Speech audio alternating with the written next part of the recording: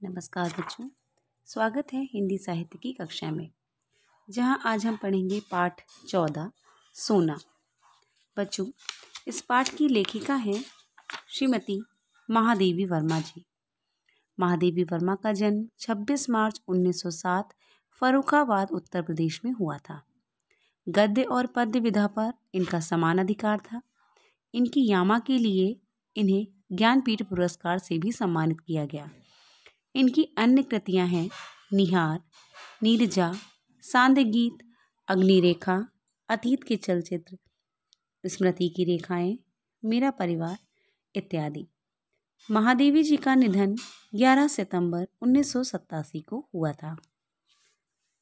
इनके द्वारा लिखा गया यह संस्मरण एक हिरण शावक की कथा को कहता है।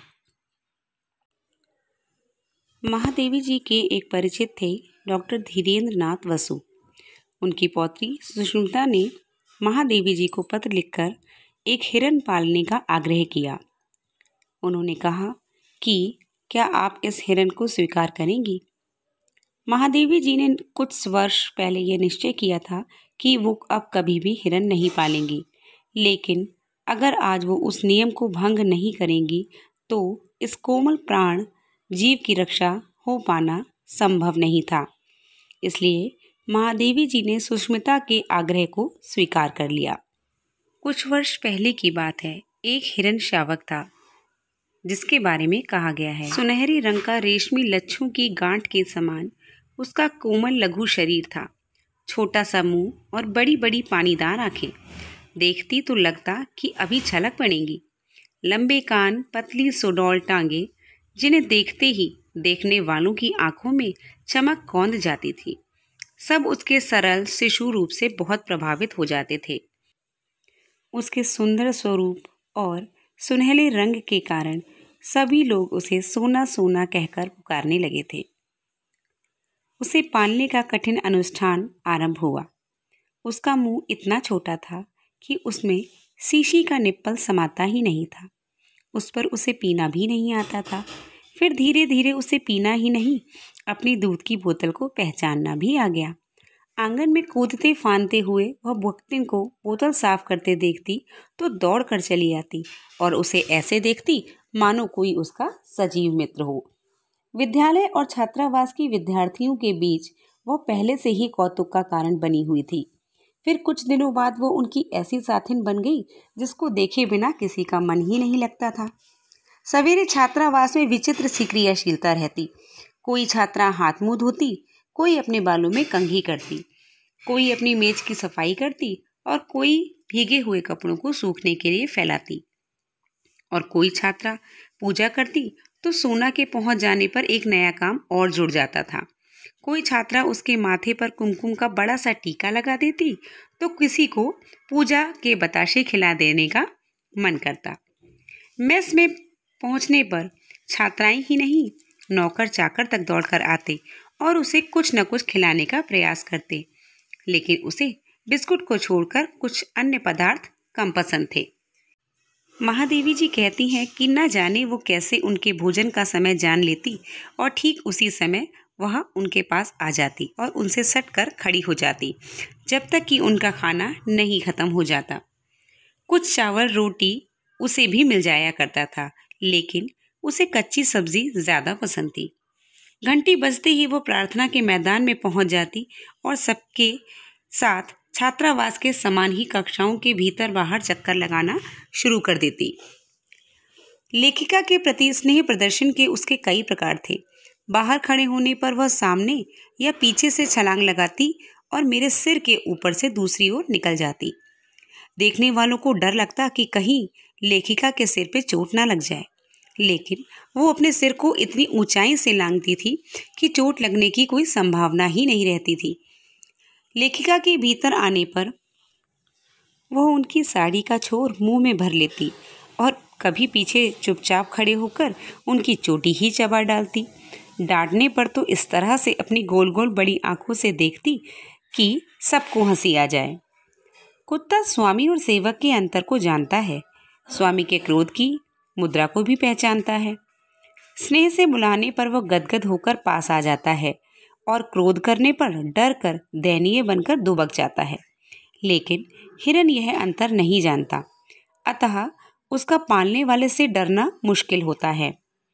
लेखिका की बिल्ली गोधूली, कुत्ते हेमंत बसंत, कुतिया फ्लोरा सबसे पहले इस नए अतिथि को देखकर रुष्ट हुए, लेकिन सोना ने थोड़े ही दिनों में सबसे दोस्ती स्थापित कर ली। फिर तो वह घास पर लेट जाती और कुत्ते और बिल्ली उस पर उछलते कूदते रहते। कोई उसके कान खींचता, कोई पैर, और जब वे सब इस खेल में तन्मय हो जाते तब वह अचानक चौकड़ी भरकर भागती और वे गिरते पड़ते उसके पीछे पीछे दौड़ लगाते। वर्ष भर का समय बीत जाने पर सोना हिरण शावक से हिरनी में परिवर्तित होने लगी। उसके शरीर से पीताभ रोएं ताम्रवर्णी झलक देने लगे, टांगें अधिक सुडौल हो गई और खुरों के कालेपन में चमक आ गई। ग्रीवा और लचीली हो गई, पीठ में भराव वाला उतार चढ़ाव स्निग्धता दिखाई देने लगी। परंतु सबसे अधिक विशेषता तो उसकी आंखों और दृष्टि में मिलती थी। आंखों के चारों ओर खिंची कज्जल कोर में नीले गोलक और दृष्टि ऐसी लगती थी मानो नीलम के बल्बों में उजली विद्युत का स्फुरण हो। भक्तिन की अंधेरी कोठरी में सोना ने 4 बच्चों को जन्म दिया। फिर वह अपनी संगियों को भूलकर नवीन सृष्टि के संरक्षण में व्यस्त हो गई। 1-2 दिन सोना अपनी सखी को खोजती रही, लेकिन इतने लघु जीवों को देखकर उसे गंभीर विस्मय हुआ। एक बार फ्लोरा कहीं घूमने गई। उसके बच्चों को देखकर सोना उसके पास ही लेट गई। तब से रोजाना फ्लोरा जब भी कहीं बाहर जाती तो सोना उसके बच्चों के पास लेट जाती। फ्लोरा सोना की स्नेही और अहिंसक प्रवृत्ति से परिचित हो गई थी। उसी वर्ष गर्मियों में लेखिका का बद्रीनाथ की यात्रा का कार्यक्रम बना। उनके पालतू जीवों के कारण वह अपने प्रवास में कम ही रह पाती थी। फ्लोरा उनके बगैर नहीं रह सकती थी, इसलिए वो फ्लोरा को अपने साथ ही ले गई। कुछ समय बाद लौटने पर सारे जीव उनके आसपास आ गए, लेकिन उनकी नज़रें सोना को ही ढूंढ रही थीं। उनके पूछने पर माली अपने आँखें पोंछने लगा और चपरासी, चौकीदार सभी एक दूसरे का मुंह देखने लगे। वे लोग उनके आने पर ही उन्हें कोई दुखद समाचार नहीं देना चाहते थे, परंतु माली की भावुकता ने बिना बोले ही उन्हें सब कुछ बता दिया। उन्हें मालूम हुआ कि जब महादेवी जी और फ्लोरा यहाँ पर नहीं थी तो सोना उन्हें ढूंढते हुए कंपाउंड से बाहर चली जाती थी। वह किसी खतरे में ना पड़ जाए, इसीलिए माली ने उसे एक लंबी रस्सी से बांध दिया। एक दिन न जाने किस स्तब्धता की स्थिति में बंधन की सीमा को भूलकर सोना बहुत ऊंचाई तक उछली और रस्सी के कारण मुंह के बल धरती पर आ गिरी। वही उसकी अंतिम सांस और अंतिम उछाल थी। इस तरह सुनहरे रेशम की गठरी से शरीर को गंगा में प्रवाहित कर आए और इस प्रकार किसी निर्जन वन में जन्मी और जनसंकुलता में पली सोना की करुण कथा का अंत हुआ। यह सब सुनकर महादेवी जी ने निश्चय किया था कि अब वे कभी भी हिरन नहीं पालेंगी। यही कारण था कि उन्होंने हिरन न पालने का निश्चय किया था। लेकिन आज फिर से सुष्मिता का जब पत्र मिला तो उन्होंने उस जीव को बचाने के लिए अपने उस नियम को भंग किया।